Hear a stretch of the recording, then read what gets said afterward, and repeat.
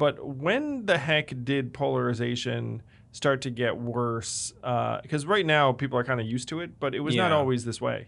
that's right. So, in fact, I kind of traced the history of how we got to here, and I started in 1950 when the American Political Science Association puts out this report arguing for a responsible two-party system. And the critique of the U.S. system is that the parties are indistinguishable from each other, that they're basically, Democrats and Republicans are basically the same. They're both in the, these broad overlapping coalitions of state and local parties that don't really stand for anything, or they stand for the same thing. And voters have no meaningful choice. So what we need to become a real democracy is for voters to have choice and for there to be two parties that stand for two different things. And of course, nobody really listens to the political scientists, but that prophecy did kind of come true.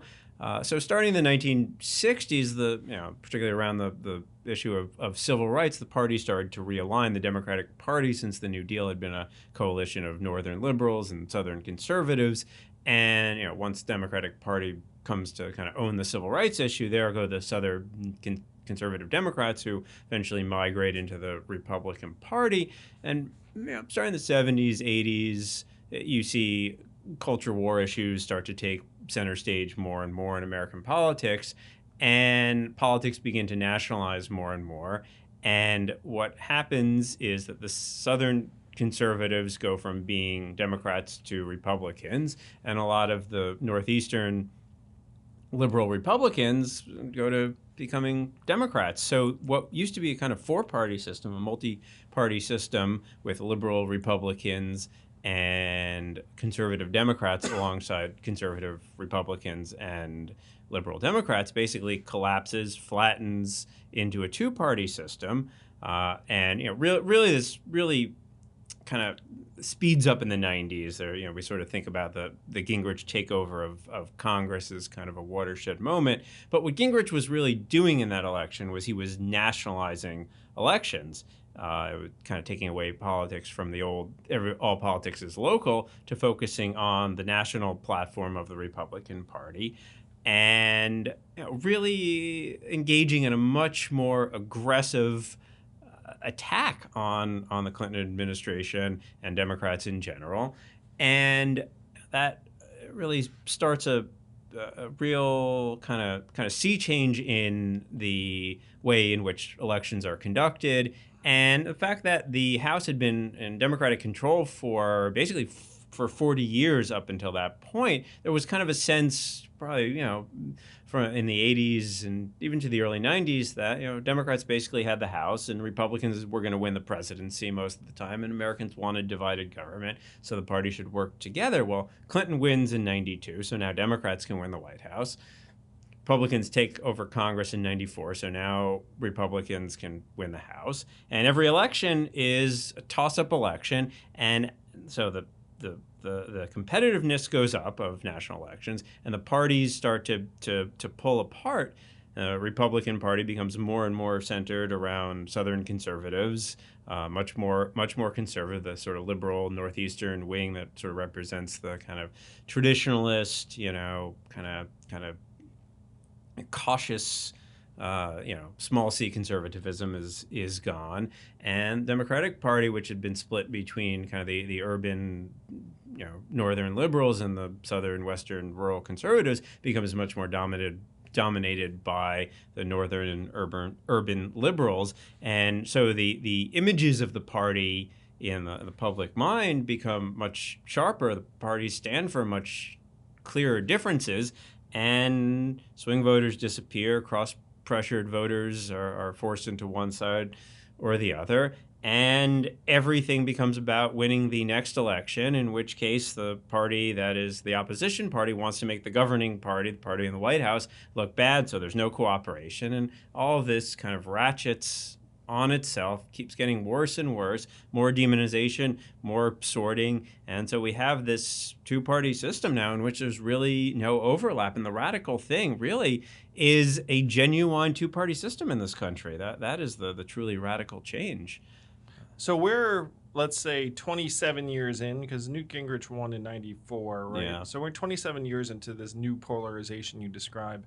And your research shows that we are unique in this regard as well, in terms of the depth of the polarization, right? Yeah. Well, I mean, not entirely unique. This level of polarization is what you find in Hungary and Turkey. So, we have some company in Not the company necessarily want. not the company that maybe. Although apparently, Hungary is the darling of the new Tucker Carlson right now. So Again, not necessarily where you want to be in the U.S. So I found your international research to be fascinating, where you point out that America right now is not normal in terms of various other democracies around the world. There were some other findings I thought were fascinating too from your work, around the fact that because there are two parties, the actual affection for one's identified party is not as high as it is in other environments.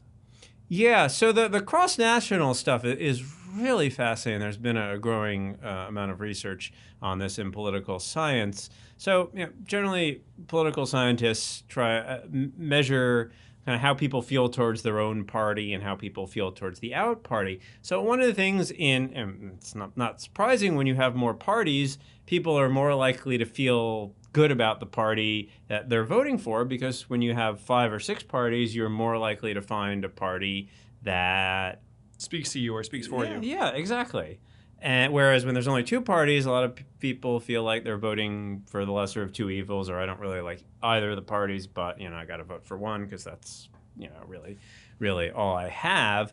So that's part of it. And people like their parties better when there's more to choose from. But people also are okay with other parties in multi-party systems a little more. Now, there's 2 reasons for this. One is that in the U.S. system, because people don't really love their parties that much, what both parties try to do is to convince people that the other party is truly dangerous, truly extreme, truly evil. The only way to unify our party is to have a common enemy. So whatever divisions we have, we can work past them if the other side is, basically evil.